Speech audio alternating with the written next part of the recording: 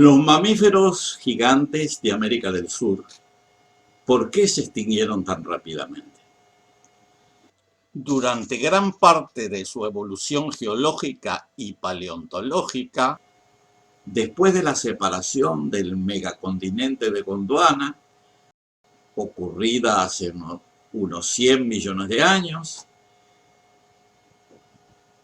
el continente sudamericano desarrolló su historia geológica aislado del resto del mundo emergido.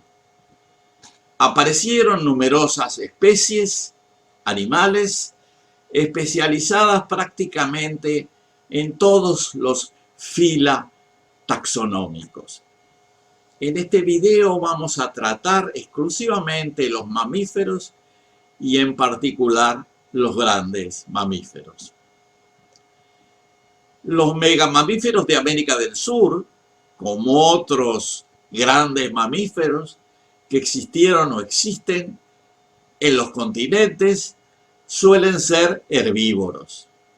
Porque para que los animales terrestres alcancen grandes tamaños, tienen que tener una fuente de alimentación abundante, como proporcionan los vegetales, ya sea pasturas, follajes arbóreos y otras plantas comestibles.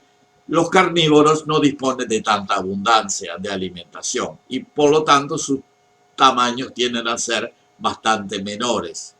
En primer lugar, hablaremos de un mamífero gigante típico de América del Sur, que no existía en otras partes, que son los grandes armadillos, paleontológicamente denominados gliptodontes.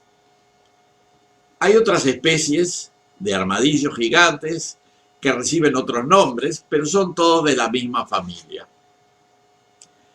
Los gliptodontes eran animales que se alimentaban de hierbas y probablemente de raíces y medían aproximadamente 3 a 4 metros de largo y 1,5 metros de altura y pesaban más de 2 toneladas. Se protegían con una caparazón rígida constituida por placas hexagonales.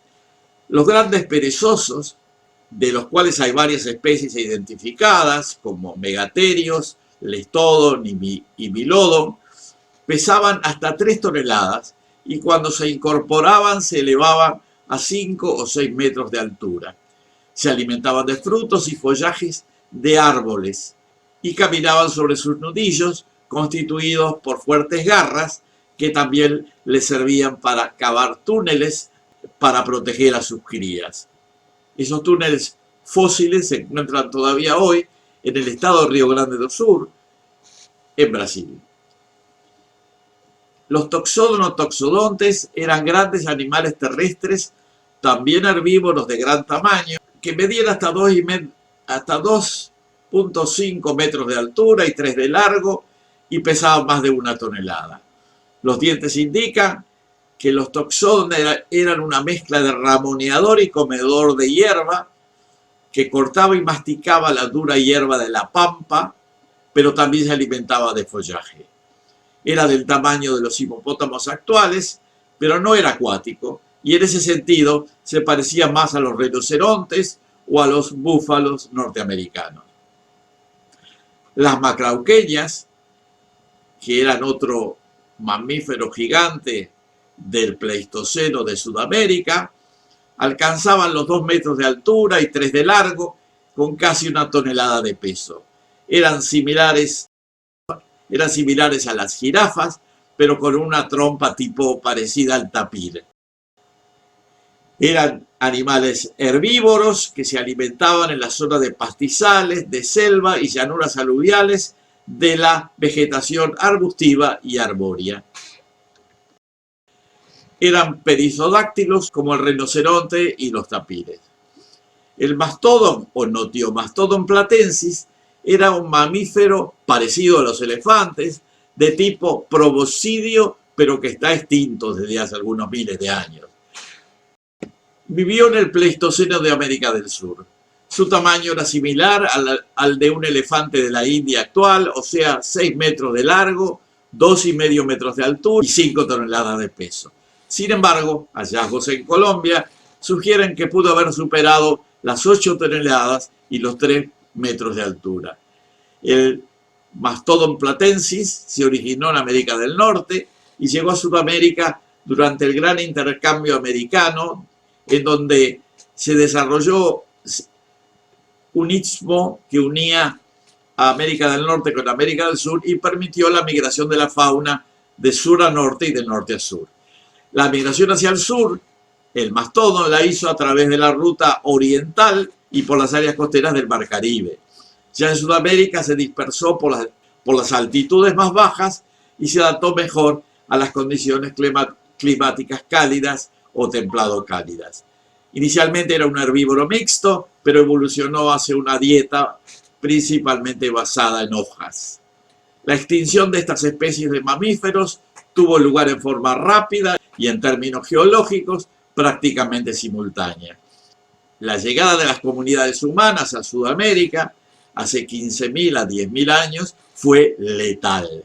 Estos mamíferos no tenían medios eficaces de defensa contra este nuevo primate organizado e inteligente que disponía de armas punzantes como lanzas y hacían trampas, lograban arrinconarlos en rincones fluviales, lacunares o serranos y proporcionaban alimento abundante. Las corazas de los gliptodontes eran inútiles contra los seres humanos, que los daban vuelta y podían matarlos fácilmente. Para los demás mamíferos, la protección principal contra los predadores era su gran tamaño. Si bien el tamaño los defendía de los predadores existentes en la época, como el tigre de diente de sable, el esmilodonte hoy extinguido, eso no era suficiente para defenderse contra un grupo organizado de cazadores humanos. Además, estos animales no habían desarrollado instintos para defenderse de la especie humana.